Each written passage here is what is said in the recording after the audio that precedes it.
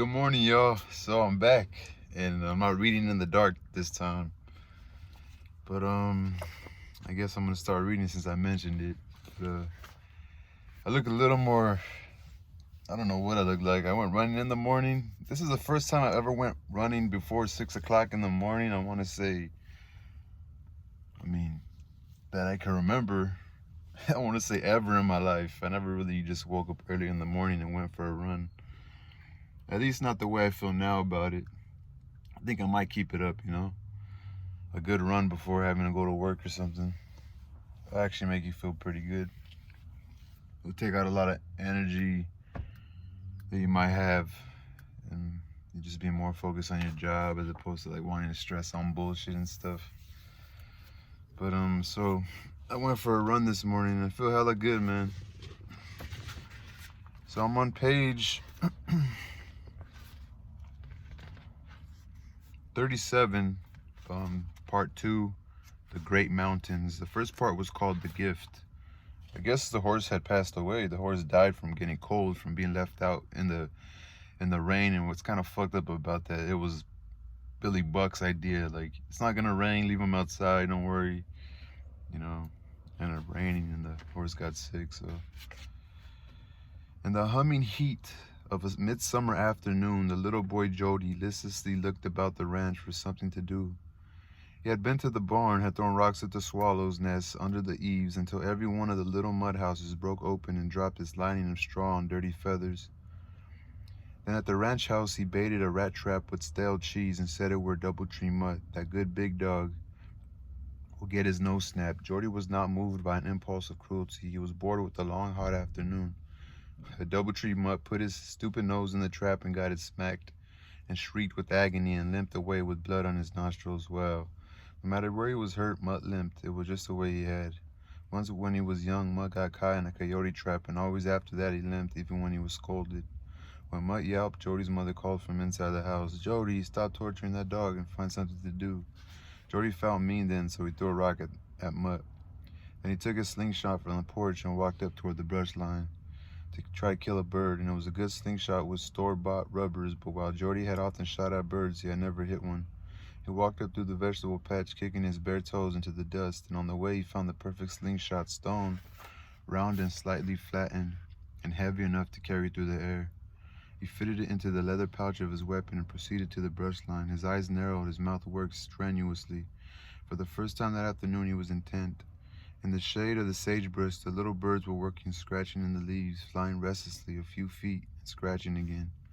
Jody pulled back the rubbers of the sling and advanced cautiously. One little thrust, paused and looked at him and crouched. One little thrush paused and looked at him and crouched, ready to fly. Jody sidled nearer, moving one foot slowly after the other. When he was 20 feet away, he carefully raised the sling and aimed. The stone whizzed, the thrush started up and flew right into it, and down the little bird went with a broken head. Jody ran to it and picked it up. "Well, I got you," he said. The bird looked much smaller dead than it had alive. Jody felt a little mean pain in his stomach, so he took out his pocket knife and cut off the bird's head. Then disemboweled it. Then he disemboweled it, took off its wings, and finally threw all the pieces into the brush. He didn't care about the bird or its life, but he knew what older people would say if they had seen him kill it. He was ashamed because of their potential opinion. He decided to forget the whole thing as quickly as he could and never mentioned it. The hills were dry at this season, and the wild grass was golden, but where the spring pipe filled the round tub and the tub spilled over, there lay a stretch of fine green grass, deep and sweet and moist. Jordy drank from the mossy tub and washed the bird's blood from his hands in cold water. Then he lay on his back in the grass and looked up at the dumpling summer clouds. By closing one eye and destroying perspective, he brought them down within reach so that he could put up his fingers and stroke them. He helped the gentle wind push them down the sky. It seemed to him that they went faster for his help. One fat white cloud he helped to clear the mountain rims and press it firmly over out of sight. Jody wondered what it was seeing. Then he sat up, the better to look at the gray mountains, where they went piling back, growing darker and more savage until they finished with one jagged ridge high up against the west. Curious secret mountains. He thought of the little he knew about them. "What's on the other side?" he asked his father once. "More mountains, I guess. Why? And on the other side of them, more mountains. Why? More mountains on and on?" "Oh no, at last he come to the ocean."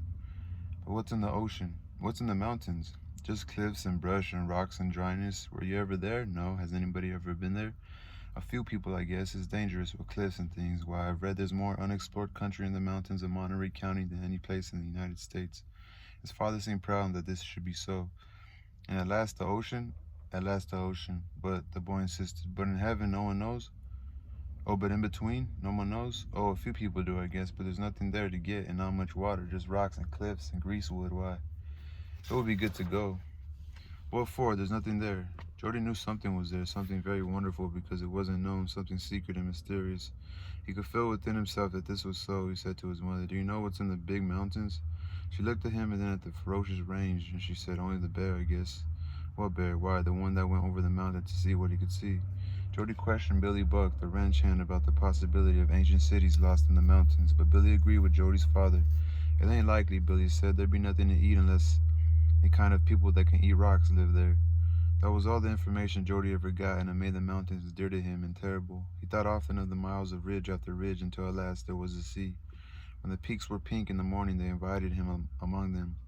And when the sun had gone over the edge in the evening, and the mountains were purple like despair, then Jody was afraid of them.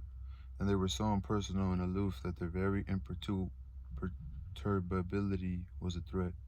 Their very imperturbability was a threat. Now he turned his head toward the mountains of the east, the Gabilands, and they were jolly mountains with hill ranches in their creases and pine trees growing on the crests. People lived there, and battles had been fought against the Mexicans on the slopes. He looked back for an instant at the great ones and shivered a little at the contrast. The foothill cup of home ranch below him was sunny and safe. The house gleamed with white light, and the barn was brown and warm. The red cows on the farther hill ate their way slowly toward the north. Even the dark cypress tree by the bunkhouse was unusual and safe. The chickens scratched about in the dust of the farmyard with quick, waltzing steps. Then a moving figure caught Jody's eye. A man walked slowly over the brow of the hill on the road from Salinas, and he was headed toward the house. Jody stood up and moved down toward the house too, for if someone was coming, he wanted to be there to see. By the time the boy had got to the house, the walking man was only halfway down the road, a lean man, very straight in the shoulders. Jody could tell he was old only because his heels struck the ground with hard jerks. As they approached nearer, Jody saw that he was dressed in blue jeans and in a coat of the same material. He wore clodhopper shoes and an old flat-brimmed Stetson hat. Over his shoulder he carried a gunny sack, lumpy and full. In a few moments he had trudged close enough so that his face could be seen, and his face was as dark as dried beef. A mustache, blue-white against the dark skin, hovered over his mouth, and his hair was white, too, where it showed at his neck. The skin of his face had shrunk back against the skull until it defined bone, not flesh, and made the nose and chin seem sharp and fragile. The eyes were large and deep and dark, and eyelids stretched tightly over them. Irises and pupils were one and very black, but the eyeballs were brown.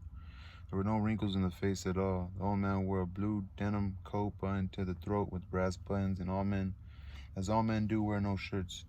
Out of the sleeves came strong bony wrists, his hands gnarled and knotted and hard as peach branches. The nails were flat and blunt and shiny. I wonder who this guy is. I wonder how long this part is. So seems like he might go explore the mountains. Only 254 pretty much, so I got about 10 more pages. Not too bad. The old man drew close to the gate and swung down his sack when he confronted Jody. His lips fluttered a little. A soft, impersonal voice came from between them. "Do you live here?" Jody was embarrassed. He turned and looked at the house, and he turned back and looked toward the barn where his father and Billy Buck were. "Yes," he said, when no help came from either direction. "I have come back," the old man said. "I am Gitano, and I have come back." Jody could not take all this responsibility. He turned abruptly and ran into the house for help, and the screen door banged after him. His mother was in the kitchen poking out the clogged holes of colander with a hairpin and biting her lower lip with concentration. "It's an old man," Jody cried excitedly. "It's an old paisano man, and he says he's come back." His mother put down the colander and stuck the hairpin behind the sink board. "What's the matter now?" she asked patiently. "It's an old man outside. Come on out." "Oh, what does he want?" She untied the strings of her apron and smoothed her hair with her fingers. "I don't know. He came walking." His mother smoothed down her dress and went out, and Jody followed her. Gitano had not moved. "Yes?" Mrs. Tiflin asked. Gitano took off his old black hat and held it with both hands in front of him. He repeated, "I am Gitano, and I have come back." "Come back? Back where?" Gitano's whole straight body leaned forward a little. His right hand described the circle of the hills, the sloping fields, and the mountains, and ended at his hat again. "Back to the rancho. I was born here, my father too." Here, she demanded. This is an old place. No, there, he said, pointing to the western ridge. On the other side there, in a house that is gone. At last she understood. The old adobe that's washed almost away, you mean? Yes, senora. When the rancho broke up, they put no more lime on the adobe and the rains washed it down. Jordy's mother was silent for a while, and curious homesick thoughts ran through her mind, but quickly she cleared them out. And what do you want here now, Gitano? I will stay here, he said quietly, until I die, but we don't need an extra man here. I cannot work hard anymore, senora. I can milk a cow, feed chickens, cut a little wood, no more. I will stay here. He indicated the sack on the ground beside him. Here are my things. She turned to Jody. Run down to the barn and call your father. Jody dashed away, and he returned with Carl Tiflin and Billy Buck behind him. The old man was standing as he had been, but he was resting now. His whole body had sagged into a timeless repose. What is it? Carl Tiflin asked. What's Jody so excited about? Mrs. Tiflin motioned to the old man. He wants to stay here. He wants to do a little work here. Stay. Well, we can't have him. We don't need any more men. He's too old. Billy does everything we need. They had been talking over him as though he did not exist, and now suddenly they both hesitated and looked at Gitano and were embarrassed. Cleared his throat. I'm too old to work. I come back where I was born. You weren't born here, Carl said sharply. No, and the adobe house over the hill was all one rancho before he came. And the mud house that's all melted down? Yes, I and my father. I will stay here now on the rancho. I tell you, you won't stay, Carl said angrily. I don't need an old man. This isn't a big ranch. I can't afford food and doctor bills for an old man. You must have relatives and friends. Go to them. It is like begging to come to strangers.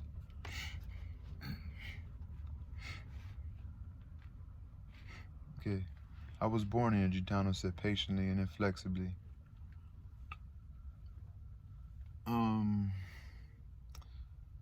Carl Tiflin didn't like to be cruel, but he felt he must. You can't eat here tonight, he said. You can sleep in the little room of the old bunkhouse. We'll give you your breakfast in the morning.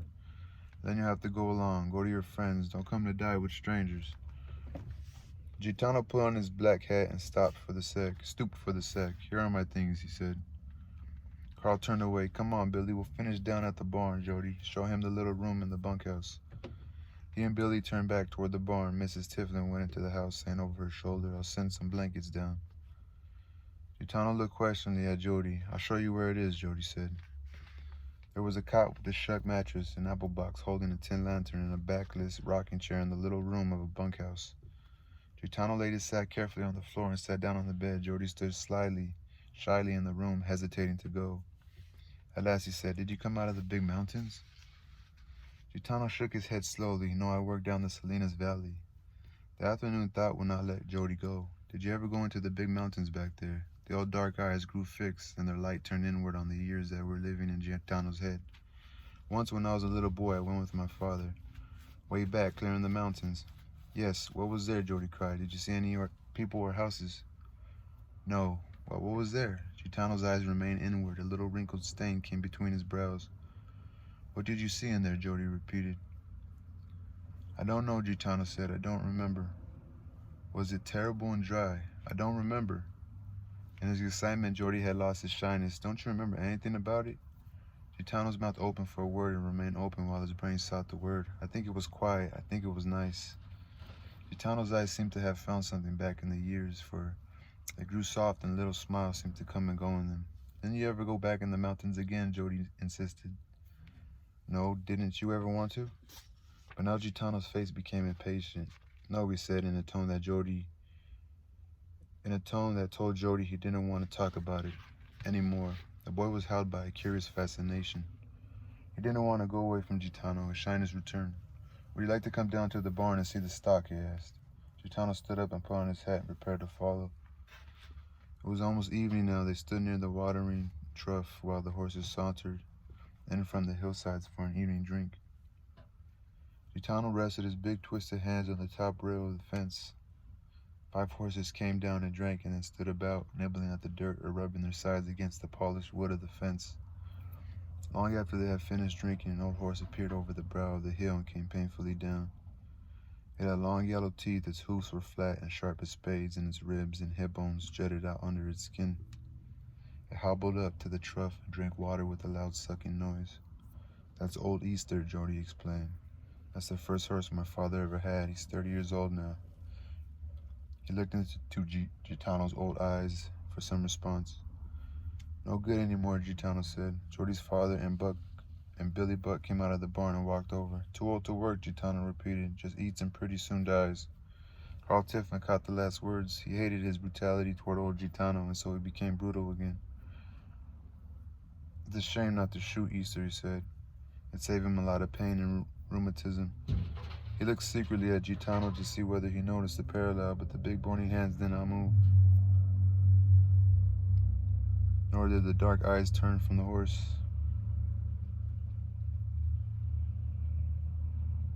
Old things ought to be put out of their misery, Jordy's father went on. One shot, a big noise, one big pain in the head maybe, and that's all. It's better than stiffness and sore teeth. Billy Buck broke in. They got a right to rest after they worked all their life. Maybe they just like to walk around. Billy Buck broke in. Carl had been looking steadily at the skinny horse. You can't imagine now what Easter used to look like, he said softly. His neck deep, his chest, fine barrel. He could just jump a 5-bar gate in stride. Oh my God, these people are talking right next to me. So, let me pause it real quick.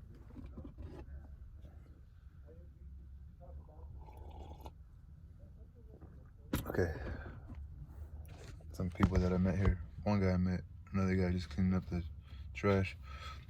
So yeah, Jody's dad, Carl Tiflin, is kind of being a jerk. One shot, a big noise, one big pain in the head maybe, and that's all. It's better than stiffness and sore teeth. It's like, because the old man came, he doesn't want the old man there. Billy Buck broke in. They got a right to rest after they worked all their life. Maybe they just like to walk around. Carl had been looking steadily at the skinny horse. You can't imagine now what Easter used to look like, he said softly. High neck, deep chest, fine barrel. He could jump a 5-bar gate in stride. I won a flat race on him when I was 15 years old. I could have got $200 for him anytime. You wouldn't think how pretty he was. He checked himself for he hated softness, but he ought to be shot now, he said. He's got a right to rest, Billy Buck insisted. Jody's father had a humorous thought. He turned to Gitano. If ham and eggs grew on the side hill, I'd turn you out to pasture too, he said, but I can't afford to pasture you in my kitchen. That'd be cool if we could eat grass, huh, like horses. He laughed to Billy Buck about it as they went on toward the house. Be a good thing for all of us that ham and eggs grow on the side hills. Jody knew how his father was probing for a place to hurt in Gitano. He had been probed often. His father knew every place in the boy where a word would fester. Jody knew how his father was probing for a place to hurt in Gitano. He had been probed often. His father knew every place in the boy where a word would fester. He's only talking, Jody said. He didn't mean it about shooting Easter. He likes Easter. That was the first horse he ever owned. The sun sank behind the high mountains as they stood there and the ranch was hushed. Gitano seemed to be more at home in the evening. He made a curious sharp sound with his lips and stretched one of his hands over the fence. I feel like Gitano a little bit. The sun sank behind the high mountains as they stood there, and the ranch was hushed. Gitano seemed to be more at home in the evening. He made a curious sharp sound with his lips and stretched one of his hands over the fence. Old Easter moved stiffly to him. The Gitano rubbed the lean neck under the mane. You like him, Jody asked softly. I wonder why Gitano went there, you know? Yes, but he's no damn good. The triangle sounded at the ranch house. That's supper, Jody cried. Come on up to supper. As they walked up toward the house, Jody noticed again that Gitano's body was as straight as that of a young man. Only by a jerkiness in his movements and by the scuffling of his heels could it be seen that he was old. The turkeys were flying heavily into the lower branches of the cypress tree by the bunkhouse. A fat, sleek ranch cat walked across the road carrying a rat so large that his tail dragged on the ground. The quail on the side hills were still sounding the clear water call. Jody and Gitano came to the back steps, and Mrs. Tiffin looked out through the screen door at them. Come running, Jody. Come in to supper, Gitano. Carl and Billy Buck had started to eat at the long, oil clothing-covered table. Jody slipped into his chair without moving, but Gitano stood holding his hat until Carl looked up and said, Sit down, sit down. Carl looked up and said, Sit down, sit down. You might as well get your belly full before you go on. Carl was afraid he might relent and let the old man stay, so he continued to remind him that he couldn't. Gitano laid his hat on the floor and evidently sat down. He wouldn't reach for food, Carl had to pass it to him. Here, fill yourself up. Gitano ate very slowly, cutting tiny pieces of meat and arranging little pats of mashed potato on his plate. The situation will not stop worrying Carl Tiflin.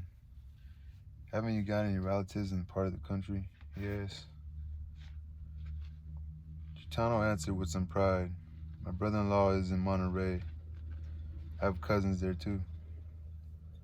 Well, you could go and live there then. I was born here, Gitano said in gentle rebuke.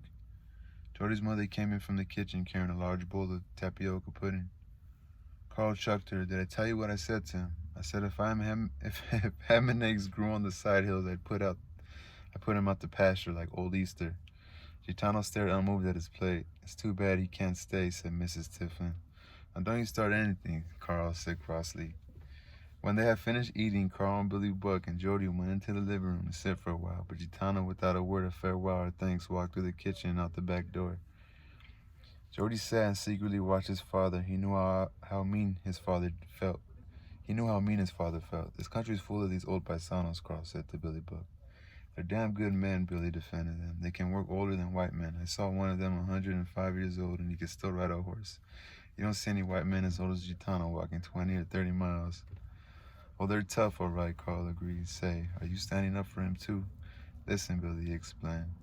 I'm having a hard enough time keeping this ranch out of the Bank of Italy without taking on anybody else to feed. You know that, Billy. Sure, I know, said Billy. If he was rich, it'd be different. That's right, and it isn't like he didn't have relatives to go. A brother-in-law and cousins right in Monterey. Why should I worry about him? Jody sat quietly listening, and he seemed to hear Gitano's gentle voice, and it's unanswerable. But I was born here. Gitano was mysterious like the mountains. There were ranges back as far as he could see, but behind the last range piled up against the sky, there was a great unknown country. And Gitano was an old man until you got to the dull, dark eyes, and behind them was some unknown theme. He didn't ever say enough to let you guess what was inside under the eyes. Jody found himself irresistibly drawn toward the bunkhouse. He slipped from his chair while his father was talking, and he went out the door without making a sound.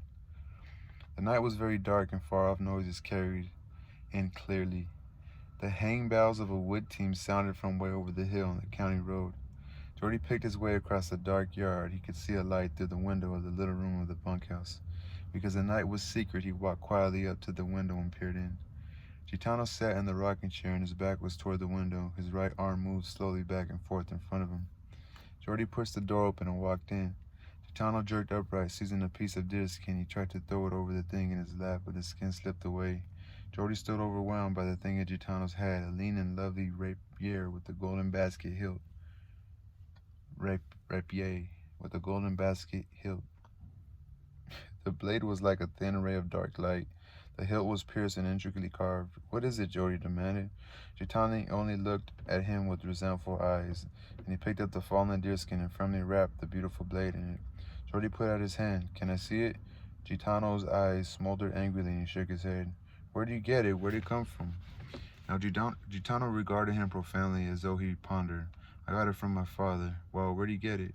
Gitano looked down at the long deerskin parcel in hand. I don't know. Didn't he ever tell you? No. What do you do with it? Gitano looked slightly surprised. Nothing. I just keep it. Can't I see it again? The old man slowly unwrapped the shining blade and let the lamplight slip along it for a moment. Then he wrapped it up again. You go now. I want to go to bed. He blew out the lamp almost before Jody had closed the door. As he went back toward the house, Jody knew one thing more sharply than he had ever known anything. He must never tell anyone about the rapier. It would be a dreadful thing to tell anyone about it, for it would destroy some fragile structure of truth. It was a truth that might be shattered by division. On the way across the dark yard, Jody passed Billy Buck. They're wondering where you are, Billy said. Jody slipped into the living room, and his father turned to him. Where have you been? I just went out to see if I caught any rats in my new trap. It's time you went to bed, his father said. Jody was the first at the breakfast table in the morning. Then his father came in and last, Billy Buck. Mrs. Tiffin looked in from the kitchen. Where's the old man, Billy? She asked.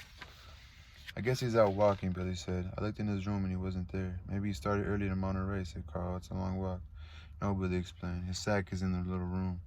After breakfast, Jody walked down to the bunkhouse. Flies were flashing about in the sunshine. The ranch seemed especially quiet this morning. When he was sure no one was watching him, Jody went into the little room and looked into Gitano's sack. An extra pair of long cotton underwear was there, an extra pair of jeans, and 3 pairs of worn socks. Nothing else was in the sack.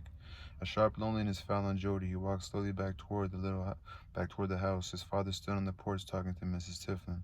I guess old Easter's dead at last, he said. I didn't see him come down the water with the other horses. In the middle of the morning, Jess Taylor from the Ridge Ranch rode down. You didn't sell that old great crow bit of yours, did you, Carl? No, of course not. Why? Well, Jess said, I was out in the morning early and I saw a funny thing. I saw an old man on an old horse, no saddle, only a piece of rope for a bridle. He wasn't on the road at all. He was cutting up straight through the brush. I think he had a gun. At least I saw something in his hand. That's old Gitano, Carl Tiflin said. I'll see if any of my guns are missing. He stepped into the house for a second. Nope, all there. Which way was he heading, Jess? Well, that's the funny thing. He was heading straight back into the mountains. Carl laughed. They'll never get too old to steal, he said. I guess he just stole old Easter. Want to go after him, Carl? Hell no, just save me burning that horse. I wonder where he got the gun. I wonder what he wants back there. Jordy walked up through the vegetable patch toward the brush line. He looked searchingly at the towering mountains, ridge after ridge after ridge, until at last there was the ocean. For a moment he thought he could see a black speck crawling up the farthest ridge. Jordy thought of the rapine of Gitano, and he thought of the great mountains. A longing caressed him, and it was so sharp that he wanted to cry to get it out of his breast. He lay down in the green grass near the round tub at the brush line. He covered his eyes with his crossed arms and lay there a long time. And he was full of nameless sorrow. All right, that's part 2, which is less than 30 minutes, which is perfect. I like that. So I'm on part 3 now, the promise, and then the last is the leader of people. So I'm gonna go from page 54 to 74, so it's about 20 pages. 54 to 75. Nice. Anyway, I'm gonna take a little break. I'm on a roll still. I feel pretty tired because I woke up early. Probably just pack a little bowl and do a little internet surfing, I guess. I don't know. There was a lot of, I don't know. There was a gentleman from the Parks and Recreation. I did look up and the guy's in a truck. I'm like, you know, like county, like I was like, man, is this police or something? But no, there's a trash can right here, right next to me. See that trash can? And it was full of Trulies, like it was full of Trulies, you know?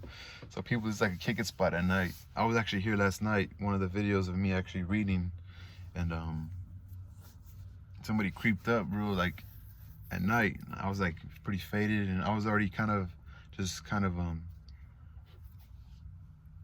of being lazy and just kind of taking too long to head back to my house because I was already wanting to, but I was like just being like, I was like, I don't want to drive already. I don't want to drive. Like, but then the car came and I was like, let's go, let's go. But I think they were just chilling, drinking, just kicking it, you know, probably blazing it, and like maybe that guy comes every morning to clean this trash can. But this was really full. I haven't seen like a brawl right here. Like, damn, someone's getting it in, bro. That should be me, bro. I'm gonna make a vlog about this. Anyway, y'all, peace.